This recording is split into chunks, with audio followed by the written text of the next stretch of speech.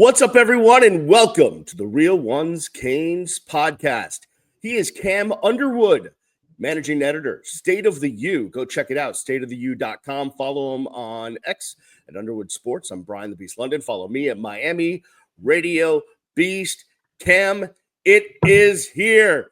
Game week. We're just a couple of days away. We're recording this Friday afternoon from Miami, Notre Dame at number 6, coming to Hard Rock Stadium to face number 10, Miami, Sunday night, under the lights, Miami Gardens. Despite, I'm sure on the broadcast, they will say that they're on South Beach. They're playing in Miami Gardens against the Fighting Irish of Notre Dame. Of course, the last time Notre Dame came down, one of the best games I've been to in person. The Rock was lit.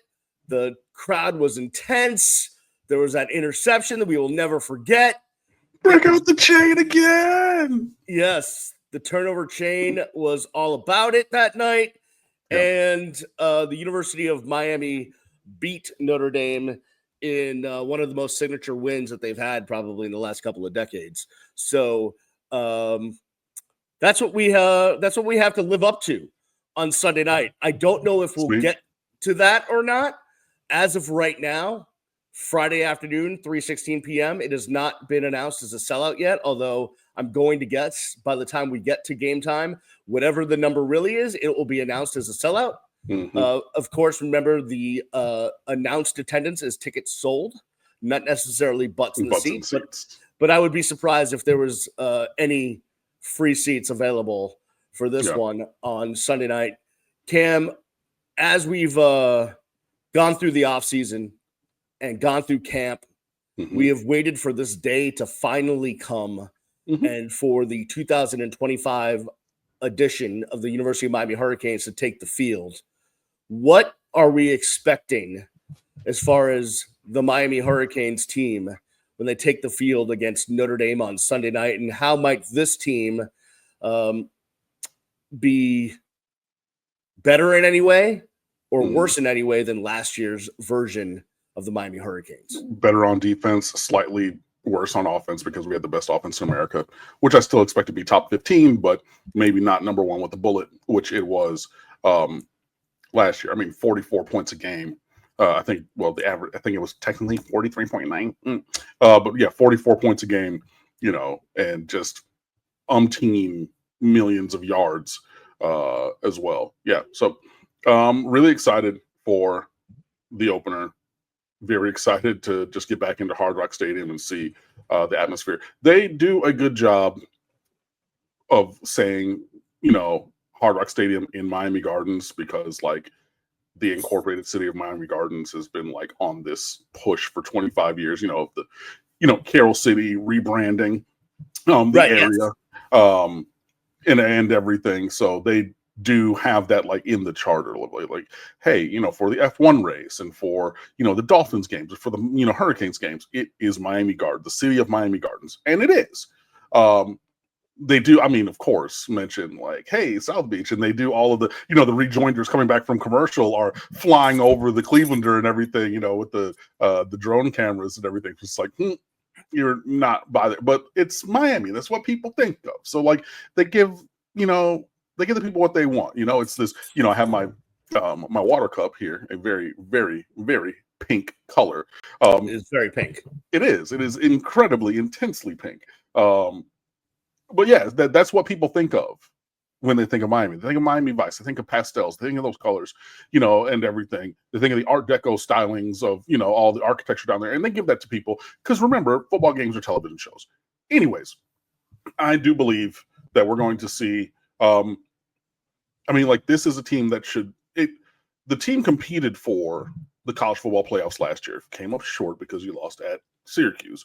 But they were, the first team out of the rankings, or the second team, because they still had a 3-loss Alabama, but whatever, in front of us last year.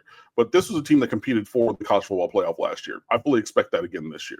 Hopefully we are able to seal the deal and actually make it to the college football playoffs, but in the contention. And I'm bullish. I don't know if it's my, orange and green glasses or things like that, but Mario keeps saying that we get better every year and win more games. And so I'm holding him to it. And as you're watching, I'm wearing my orange Miami polo because we were told to wear orange to the game on Sunday. Well, fans are told to wear orange for the game on Sunday. So I'm representing that right here on the Real Ones Canes podcast. I'm wearing a gray New Balance Boston t-shirt because it's what was on top of the pile when I woke up this morning.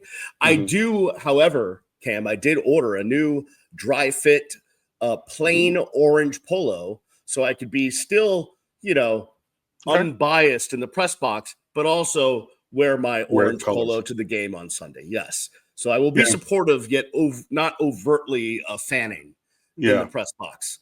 I mean, I do have my green Miami Hurricanes windbreaker that I do wear in the press because it's like an ice box in there. Yes. And everything. So, like, I mean, I wear, just like regular clothes, but I do have my windbreaker, my jacket that I will wear and everything. So, yeah. Not all of us can be Gary Furman and wear Canes polos to every game, but that's neither here nor there. If you're just listening, Cam has given me the look of death, and it's great. Not the look of death. My name was Cam Underwood. He mentioned somebody else. They got nothing to do with me. I will say something that we did a question and answer exchange with the Notre Dame site on SB Nation, 1 Foot Down. Please go and check it out. It was really good. We did some cross, content between our websites. And something that I found out when I was researching for this game and asking the question, the University of Miami is undefeated against Notre Dame in the city of Miami in my lifetime. I think since 1981, which is when I was born. Like, I was born in August, and that game was later. Like, literally in my lifetime, any time that Notre Dame has come to Miami to play Miami, they have lost. Right? Yes. So I'm hopeful that streak continues. And it was also funny looking. Yeah. Sorry. Go ahead. No, I was just going to say, like, with all of those things, right? Like, as much as I like to think, well, Miami owns Notre Dame at home, which has been true, but we realize that, like, this team right now has nothing in common with the team in 1981, right? Sure. Like, it's different, but you do make a good point, and it's something to think about, and hopefully it's weighing all over the Fighting Irish's brain. Yeah, and it was also funny to look at the question and answers with the 1 Foot Down from 2017, and in so many words, they said, "Yeah, it's going to be great to come down to Miami and have a game that doesn't end up in a 42-14 blowout, kick our face in, steal our heart kind of a loss because they had lost the Orange Bowl the year prior." Remember, correct. So like we're coming back down. We're going to exercise those demons. The terrible, horrible, no good, very bad person who was their coach, who loses big games and everything. They're like, yeah, he's going to turn things around. We have different people. I just feel great with this 2017 team that we're going to go down to South Florida and, purge some of the bad memories and have a game that's at least competitive. And that was before 41-8. So, hey, oops. We shall see. Oops. Right. Exactly. That didn't end up working out. But, look, you got to be ready already. You know what I mean? Like, today is the Thursday of game week since we have a Sunday game. You know what I mean? Even though it's Friday. So you're getting your last practice today. You got walkthrough tomorrow, game on Sunday. And there's a lot to prove. Let me ask you this as I think live, as I keep talking. Who with the Miami Hurricanes program has the most to prove on Sunday night? Player, coach, whomever. That is a good question. Thank you. The most I think it's the secondary as a unit. Okay. Probably has the most to prove. Okay. If I were to think about because actually I was at a meeting last night. A board meeting. I sit on a charitable board, and one of the gentlemen that is on that board took me aside as we were walking out to our cars, and that's all he wanted to know about is the secondary. He's like, please tell me it's better. Please tell me they're a better coach. Please tell me they're going to play better. Please tell me they're going to be able to defend something. Please, please, please. And as I think about the questions for Miami, that's the biggest question, right? Is we think it's going to be better. They've brought in new talent through the portal. They've recruited well. They have new coaches. You'd have to think that position is going to be better. But again, until we see it actually perform better than it has, we're not going to know. I mean, if you just go through the positions, right? Like, I don't have any questions really about the quarterback position. Carson Beck is a veteran. The offensive line is one of the best in the country. The wide receiver group, I think it has something to prove, but I think I feel okay about the number of players that we have there. I think we're, as we've talked about, we're going to attack that kind of with quantity, with the amount of guys. The running back position, I feel, is pretty good. We'll see what happens when they line up and who gets the nod as the starting running back and who's behind him and all that stuff and how that plays out.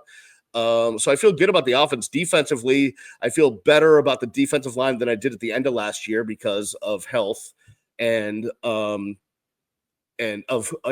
who's available and who's taking steps and who's gotten better in the offseason. The linebackers we have questions about. Obviously, we just got the story about Adarius Hayes before we started recording. That's an unfortunate situation. If you're not up to date, the University of Miami sophomore linebacker turned himself in today, Friday, being charged with 3 counts of vehicular homicide, an unfortunate, horrible incident that happened back in May on the West Coast of Florida. So that's an unfortunate situation. But aside from that, you still have some questions about the linebacking core. But again, to me, it's the secondary. That's the biggest question that I want to see answered Sunday night against Notre Dame. How about you? Cool. Yeah, that's fine. Person, individual, not group, not the thing that we've been talking about all off season. Give me a name of a person who has the most to prove. Wait, so I just answered that question. You're not going to accept it as an answer? No, I'm not. No, I'm not. Because no. I want to drill down on the micro for this. So not that the biggest question going into the year. Everybody knows the secondary is the biggest question going into the year. Who has the most to prove in a single game scenario on Sunday night, national television, against the national runners-up from last year in a spotlight game to start this season? Well, 2 names automatically came to my mind, and I don't know if I'm right or wrong in this. Okay. But one is just from a national perspective. I think that obviously the spotlight's going to be on Carson Beck, right? He left Georgia to come here. And, especially stepping into the shoes of the number 1 draft pick in the NFL draft, all eyes are going to be there. So that's one. Then on the other side of the football, because of injury, I think Ruben Bain needs to look like Ruben Bain again on Sunday night. I think that's, in my mind, that's the first 2 names that come to mind. If I thought about it for another 5 minutes, I probably could come up with 6 other names, but those are the 2 that come to my mind. Got it. So Carson Beck at quarterback, Ruben Bain Jr. at defensive line. Good answers both. But Mario Cristobal. Ooh, okay. That's it. Tell me. I mean, you got to, we've been buying what you're selling, coach. You know what I mean? And, it's all, we're getting better and we're getting there. We have built this program into the spot that we need it to be. And we're going to, the interview with Michael Irvin, this team is limitless, and Mario Cristobal's words, not mine. And, things like that. Hey, you got to show and prove now. Period. And look, there will be other times that he's going to have to show and prove again. But yeah, I think in this spot, because well, I just want to are you dialing down directly on game day coaching? Or are you just talking in total as the head coach of the program? All of the above. Because in the micro, the game day coaching affects the view. Well, yes. And trajectory. All of that is wrapped up in one nugget for me. So yeah, it's Mario Cristobal. Absolutely. 10,000%. I think he has the most to prove going into this game of anybody associated with the University of Miami Hurricanes. Well, I would tell you that Yes, I agree with you as it relates to going to this game, but I think the Mario thing is more of a macro issue. Like you need to prove it throughout the entire season. Right, but the entire season starts on Sunday, though. Well, no, You know what I mean? Yes, I understand. It's like my boy Felder says, you can't drink all day if you don't start in the morning, right? Yeah. So this is, I get it. Yeah, you got to take the long-term view and everything but the season starts here. So that consideration and those evaluations, those things start on Sunday. So yeah, I'm absolutely looking at Mario Cristobal, under a microscope with a fine-tooth comb, because there are other chapters to the book of the story of the Miami Hurricanes 2025 season forthcoming. But again, starts here. And to be the kind of team that you say that we are and are building, Mario has said, and things like that, to get to where we want to go and do the things that we want to do, it starts on Sunday. All right. On that note, let's take a break. On the other side, we'll kind of dig deeper into some of the matchups in this game and see if we can hit this from different angles. Obviously, Cam's mindset is a little bit different than mine. We've already seen that already. We'll see how that shows itself. In segment number 2, it's the Real Ones Canes podcast. We'll be back right after this. Welcome back to the Real Ones Canes podcast. He's Cam Underwood, managing editor, State of the U. Go check it out, stateoftheu.com. Follow him on X at Underwood Sports. I'm Brian the Beast London. Follow me at Miami Radio Beast. Cam, State of the U. You've got your season win-loss predictions up there. Do your win-loss predictions on State of the U match what we did last week on the show? Mine do, absolutely. 11-1, is what I predicted. I didn't know if you were one of those people that had different predictions in different places, so you could just be like, "Oh yeah, I was right over here. This one was right." I evaluate the situation, I call my shot, and I stick with it. Whether it's here, there, I did the same thing in the question and answers that I did for One Foot Down and everything, which are linked there as well. There's tons of great stuff. Are you potentially part of a house divided, maybe for Notre Dame, Miami, maybe for Florida, the Florida game or the Florida State game? Justin DeTavio is, and he gave you some tips on how to manage through that. We have our ACC rooting guide because we love to root for the Miami Hurricanes, but also root for and sometimes against teams also in this conference. Mike Schiffman has that first one up and tons of other great stuff for you for the low price of $3.99. So please come on over and fan with us, stateoftheu.com. Tons and tons and tons. And there's even more stuff that I haven't mentioned for you yet to peruse. Optimized for all of your mobile devices. Check it out. You said that very quickly, but you said free 99 as FREE, as in you don't have to pay for stateoftheu.com at all. Absolutely. You don't even need to register for an account. We would love it if you did, and then you can interact with the feed, which is a brand new feature on State of the U that we're scaling up and everything. And actually, that the feed feature is on all of our SB Nation websites and are interacting with it. But again, free, always open. Don't even just check it out, man. State of the U, please. Come on. We love it. By the way, I do live in a house divided. The wife is a Gator. And it's, so you should check out the tips. It can be rough sometimes, so I'll have to go check that article out. No doubt about it. Yeah, and that's going to be a theme. I already see what he's cooking up for the next installment of Dear JD, and it's it made me laugh and everything. So yeah, I mean, be sure you go check that out. And like I said, tons of other great stuff. One of my favorite pieces that we've done this offseason leading up: top 10 critical games for the ACC to win to improve the visibility and reputation on a national scale. Yes, Miami Notre Dame is one of them. Is it number one? Is there another game maybe? I don't know. But if you click the link, you'll know. Here's what I know. This is a matchup of two top 10 teams, Miami and Notre Dame. One is number 6. That's Notre Dame. One is number 10. That is the University of Miami. And I would say this. When you look at the matchups, you want to see how Shannon Dawson's offense might look any different with a different quarterback than they had last year. I don't think his philosophies have changed, but certainly maybe in the way it's executed could have changed. I think it will, but it will be in the margins. and this is the thing that Shannon Dawson said on Monday at the coach's presser, the offense was the offense last year. 95% of it was what was called, what was designed, run on time, in the run game, in the pass game even.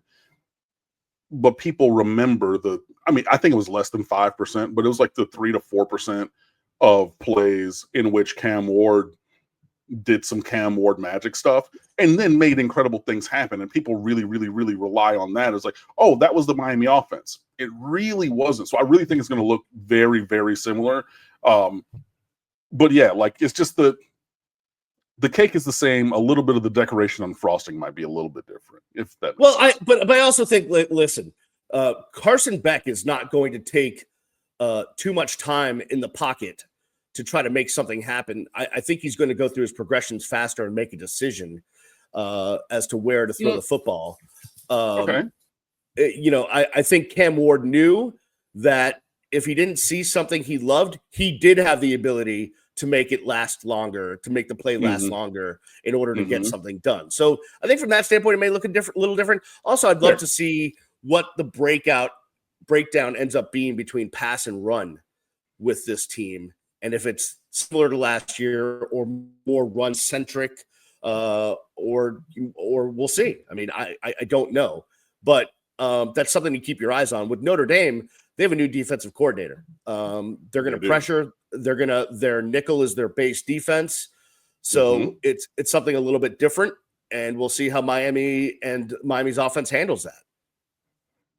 True. I'm just looking up the snap numbers from last year. There were 489 pass attempts and 433 rush attempts. So slightly more. I mean, most everybody's going to throw the ball more than they run it.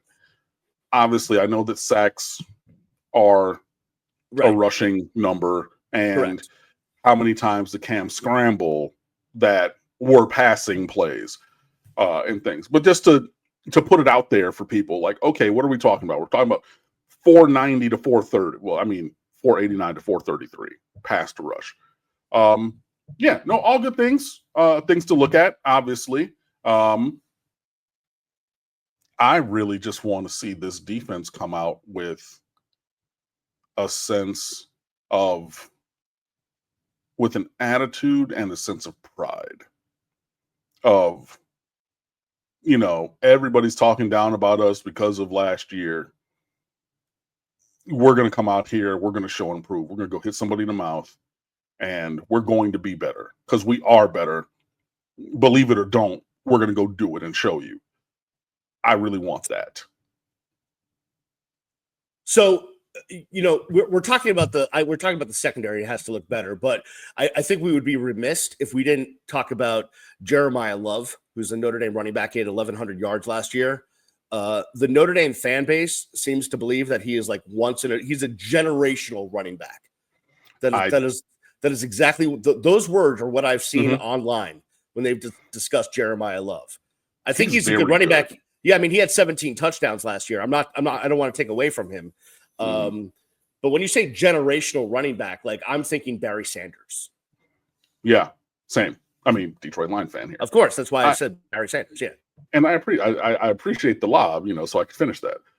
Yeah. I think Jeremiyah Love is very, very good. There's a Y in his name, also, by the way, in case you didn't know. If you're studying normal Jeremiah, there is a Y in there, and correct, I knew that from the Q&A that I just did. But I think that he's good, and he is arguably the best running back in America coming back into this year currently. Right. Is he demonstrably better than Josh Adams, 33 trucking from 2017? Remember that? Oh, we're going to have the offensive line, and it's going to be 33 trucking all day, and I think maybe he's quicker.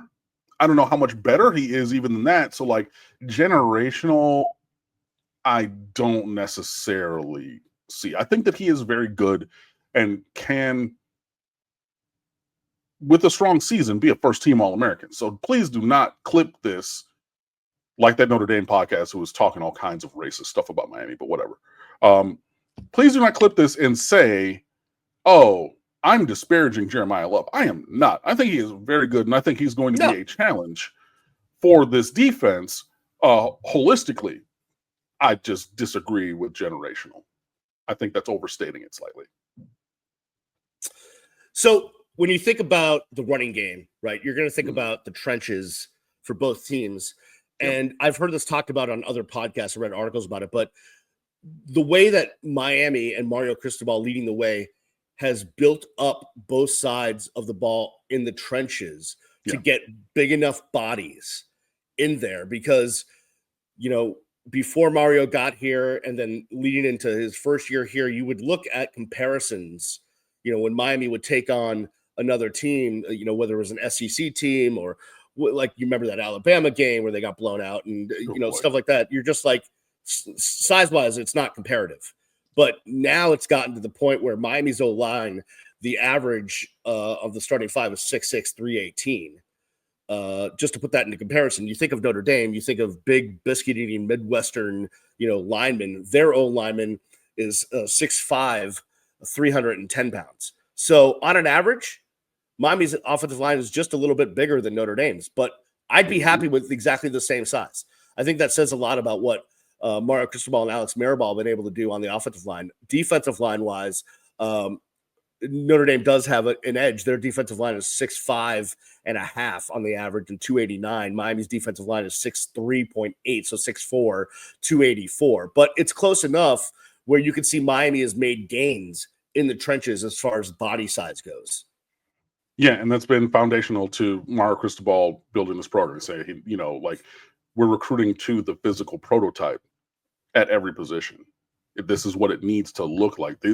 This is what Brian just went over is the business end of what Mario Cristobal has been saying of it needs to look a certain way. Right. And I know that there's multiple dimensions to that, but it needs to look a certain way. Big dudes close to the ball, foundational to recruiting, whether you're in real life, whether you're on CFB 26. I'm in the second year of my Miami dynasty on that game right now. You know, I've done, but big dudes close to the ball, you gotta have it. And when you look back in the history of the Miami Hurricanes, especially, there have been guys that we've had to play up to a larger position. For example, Trevor Darling and KC McDermott, when they were here, those dudes are guards. And when they were in the league, they played guard. Correct. Those were the bookend tackles here at barely 6'5", both of them with non-standard wingspan. You know what I mean? Yes. It didn't look the way it needed to look. But if those guys were here now, they're playing guard. They might even play center because you've got 6'6" Maui Noah out there. You got 6'7" Tommy Kinsler behind him. You got 6'9" Markel Bell over there. You got 6'6" from Brockton, Mass, Samson Okunlola working his way trying to get up there. You know what I mean? You got dudes with height and wingspan length to the prototype of the position. When you get a guy like a Kellen Wiley, I know that he has his current legal problems, but like in a Darius Hayes, just talking about him on the roster, those dudes are 6'3", 6'4", 230-pound linebackers. Those were not the kind of linebackers that Miami has pretty much ever had. Nope. But if you looked at Georgia, if you looked at State, if you look at Texas, you look at Alabama, you look at LSU, those are the guys. And now you're getting guys of those sizes, even in the secondary. Damari Brown at 6'1", 200 pounds. We didn't have corners who looked like that. You get an Ethan O'Connor at 6'3", 6'4", transferring in.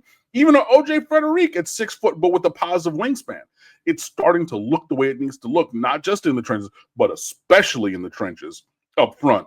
And yeah, those are the things that are, I mean, some of the things that are helping to propel this program forward. Well, I would just say this, right? Like through the 80s and the 90s and the early 2000s, when Miami would take the field, and even when I started traveling with the team, following the team closely, got to school at UM, and you would talk to opposing radio guys or opposing journalists, they would be like, man, Miami just looks like they're a different speed than us. Like we can't, how are we supposed to compete with this speed? Right. Mm-hmm. That's kind of how I felt about Miami compared to other elite teams over the last 20 years as far as size goes. Right. Like we're not the same size as them. How are we supposed to beat this team? And I'm talking about the LSU, the Alabamas, you know, like just other teams that were at top echelon, you would just look down in warm up and be like, "Oh, look what they have, and what are we?" Right, and the big disconnect there is in the 80s and 90s, Miami said, "Cool, we're going to be a little smaller, Right? but we're going to be quicker and faster everywhere." Correct. In the current run, we've been like, okay, we're not as big or strong, but trying to lean into our size and strength against others who specialize in that. We've gone away from that earlier identity of slightly smaller but quicker and faster. And that's where the problem is, because we didn't have the dudes to match up 1-to-1 to be, using size and strength to our advantage against the real premium teams, and even some teams we shouldn't lose to, but whatever. I'm done with that. By the way, I owe you a quarter every time I put my hand in front of my face. Oh, I just want to let you know that. Because I just did it again. And I'm just like, you know what? We need to have a fine system, or else I'm just going to keep doing it. So that's 25 cents. Put it on the ledger. You know what? I'm just going to add all of them up. And then when it's your turn to go make the food run every week, I'll just, hey, you know what? Yeah. Last week's show and this week's show? Yeah. Thank you. Chicken fingers. Don't need anything on the side. We got drinks up here. I got my water cup. Boom. Let's make it happen. You got it, man. I will gladly buy you food for me being an idiot, sticking my hand in front of my face on camera. All right. But let me ask you this question. And I know this takes us away from the game specifically, but you have a great feel for the macro of college football, covering recruiting and just being in tune. Do you think the game has gotten more into size and strength rather than speed, at least for Power 4 teams? Like, obviously, like if you're coming out of some of the lesser conferences, you might be able to gain an advantage by you're not going to get the powerful, strong guys or the big, huge guys, but you might be able to get fast guys because they're around. I'm just wondering if you think the game has changed in that way. I don't. I think you need specialists at multiple levels. Like, I don't need Francis Mauigoa, running past the opposing team's secondary. Yeah. But yeah, that's why we have a JoJo Trader. That's why we have a Ray Joseph. That's why we have a Malachi Tony. So I don't necessarily think, I think in some areas of team building, I think that things are getting a little bit more homogenized. So when you look at recruiting, right, the reason it's so huge that Miami has Jackson Cantwell and Joel Irvin and Ben Congdon committed, all who can play and are prototypically 6'7", 6'8" offensive tackles, because there's very few of those guys, and everybody wants them up and down, the list of, program strength. Like, everybody wants the few dudes of that size. So, I think that there are more small teams who are trying to recruit up in size in a way that we didn't used to see. When I used to teach at Miramar, Flanagan was terrible at football. They were one of the worst in Pembroke Pines. And they started to get a little bit better. The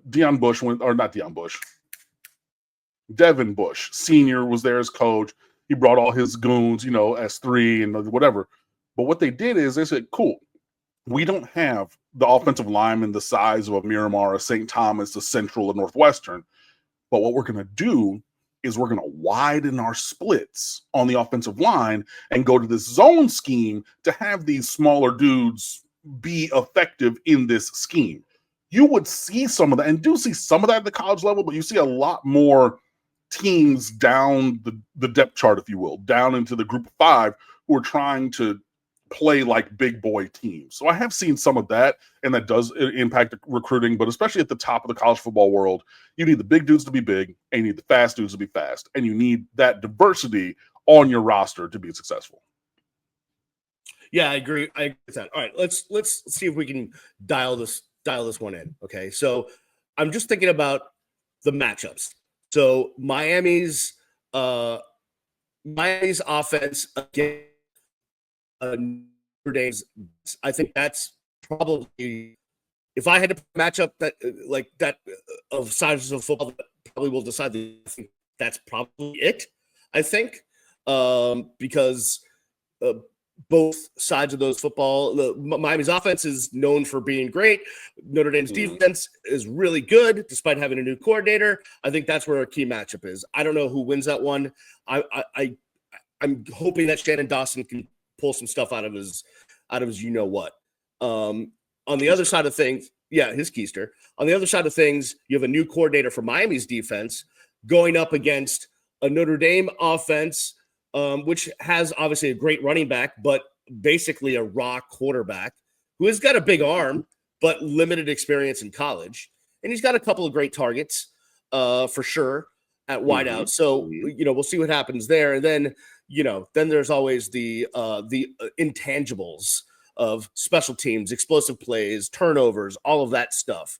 How do you see this one breaking down, Cam? The game or the matchup? Yeah. Well, use all the matchups, but how factor that into how the game plays out. Yeah, I mean, I think obviously the emotion of the day is going to be key for Miami, and the environment. Everybody who had media availability for the Miami Hurricanes this week was imploring and extolling the fans to be loud, to bring the A+ 2017 blowout energy, effort, noise, impact to Hard Rock Stadium. So really looking forward to that. There's like double pane sealed glass in the press box, but yes, when the fans are really, because you can hear through the hurricane glass. Right. When normally, if it's games Ball State and the stadium's half full, like we don't hear much from the fans in the press box. Like it's a little bit, maybe but like the first couple third downs, but but like it's not overwhelming. Right. But that Notre Dame game and some of the bigger games, we feel it. Oh, absolutely. So I think you're going to need that and everything. The big thing to me is Carson Beck versus the Notre Dame secondary. That performance against CJ Carr versus the Miami secondary. CJ Carr is a very talented player. Does have, according to, what I asked my colleague from 1 Foot Down, he said he's probably had the best arm talent of any quarterback that Notre Dame has had since like a Jimmy Clausen, who wasn't perfect, but, he could sling it. Big arm, yeah, big arm. I said it on here last week. I wrote it in multiple places on State of the U, and I'm going to say it again. This might be me more looking at it as a fan and alum of the University of Miami. And if I'm wrong, I take that. I think it will be a close game. I don't think that it's going to be a blowout one way or the other. I'm not anticipating that going in just because I think the quality of the teams. That being said, and I did write it, and I want to be sure that I get my exact quote correct. Hold on. Where's that? Wow. Hold on. That was some good pitch. It's almost as like you know how to sing. Almost as though I had. That's over there. Notre Dame fans believe that they're going to win. Cool. I predicted, because I had to go over to the 1 Foot Down website because it's evading me at the time. Don't give them the clicks. Well, I mean, that's where I couldn't get into my email to see what I sent him. Fine. Anyways, I just think it's going to be back and forth, but in the end, I lean on the experience and leadership of Carson Beck to win the day for the Miami Hurricanes. Final score, Miami 30, Notre Dame 24. All right. I have this one coming down to a couple of things. One, can Miami's defense force Carr into 3rd and long situations where he's where he's forced to make decisions with a crowd that's going to be overwhelming, hopefully, right?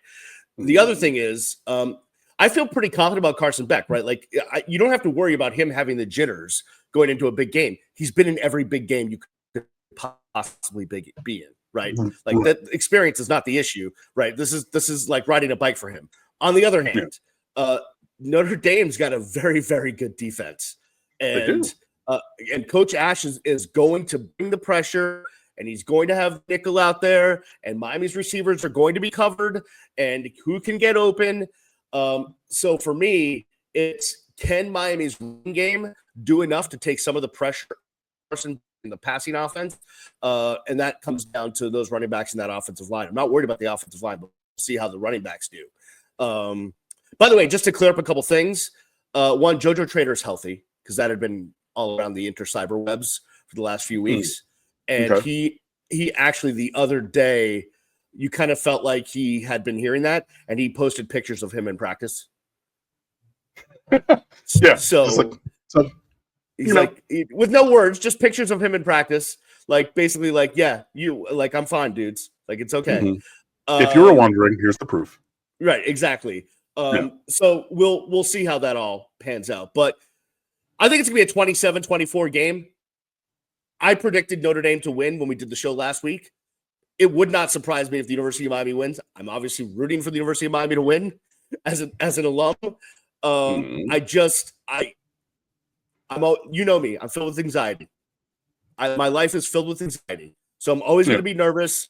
I'm never going to be the optimist. I've lost the ability to be swagger Canes fan a long time ago. Like that's been me. So I no longer am just like we're going to go there. We're going to like I lost that a long time ago. So yeah, I think it's a 27-24 game, something like that, really close. But in the end.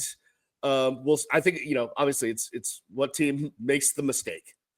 Is that going to be the young quarterback, or is that going to be the veteran quarterback or someone else on the Miami team? We'll see. But I think we're in for a really good one, though. I think we're in for a really good game on Sunday night. No, absolutely. I think it's going to be, a very good, very competitive game. I think it'll be, a tightly contested game and everything. So, yeah, it's going to come down to the big moments. And, a thing that I've also, said in multiple spaces for a long time, who's going to make the positive program-changing play for the University of Miami? Who's going to do the thing that wins a game that helps to propel us forward? And there were several of those last year, but there were also some big failures in some big moments, and some negative, impactful plays. So, I'm not just going to say who's going to make an impact because impact is positive or negative, but who's going to step up and make a positive, play for an impact, positive impact to win a game. But yeah, very excited to see what this team has. I'm very excited for the course of this season. Though I am predicting a win, if Miami were to lose on Sunday, it is not the end of the world. There are 11 more regular season games and, plenty of, opportunities to earn victory in another week. It would suck. I'm not looking forward to, or would not be looking forward to that. But yeah, I'm hopeful. So we will, and I've predicted Miami to win this game. So we'll see. If you are watching this video or listening to our voices on podcast, make sure your butt's in the seat, make sure you're freaking loud, and wear orange. Don't be the idiot that comes in your green Edgerrin James 1999 jersey. Like your number 5 has been hanging in the closet for 26 years. Like don't be that guy. Just wear orange. Or you know what? Wear your green, get there a little early, go to the pro store, grab you a brand new, fresh, clean Adidas. I know this is a really old Nike. It's a Nike one. Yeah. I wore we went to UM the other day because they were having a preview for seniors, for high school seniors that are really interested in going to UM. By the way, the Band of the Hour is going to debut a new song when we see them on Sunday. They have this new thing that's hey now it's hot if they we'll see. So I liked it. I was jamming. But so we went down there, and of course I have to put on a UM shirt, and I'm looking for my UM Adidas polo. I couldn't find it, so I had to wear the Nike one. And I kind of felt like I was getting looks like, dude, We're not a Nike school anymore. But you know what? Orange and green is orange and green.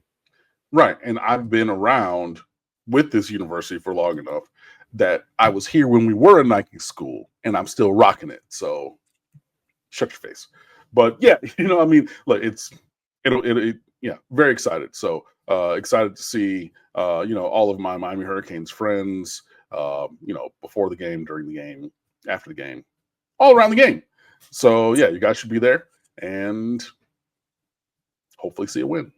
I just realized, Ken, that you and I will have to talk offline because the goal from the Believe Network is for us to have a post-game show in some way, shape, or form. So we'll have to figure that out. That we will. Okay. So look for that, wherever that is. Sometime Sunday night at like 2 a.m. Look for that. Until next time, though, until we talk to you Sunday night after what is hopefully a Miami win. That's right. We appreciate you guys. Thank you for listening. Thank you for watching. Please subscribe. Please share. Tell all your friends. Tell your aunties. Tell your uncles. Tell your cousins. Tell your baby mamas. Tell your other baby mamas. Yeah, exactly. Tell them all about the Real Ones Canes podcast. So thank you. Oh, by the way, shout out to Homeboy playing tenor sax in the band of the hour that stopped me at this day for high school seniors and said, "Hey, man, I love the show. Let's go." All right, tenor sax. Come on now. How about it? We won't discuss how he happens to be in the same honorary marching band sorority that I am in. And when I went to go do our secret handshake, he screwed it up. But that's neither here nor there. Also surrounded by other people that were in the same honorary marching band sorority that saw him screw it up and then laughed at him for the next hour. That's neither here nor there. As well they should. Exactly. TBS for greater bands. All right. We will see you next time right here on the Real Ones Canes podcast. Peace.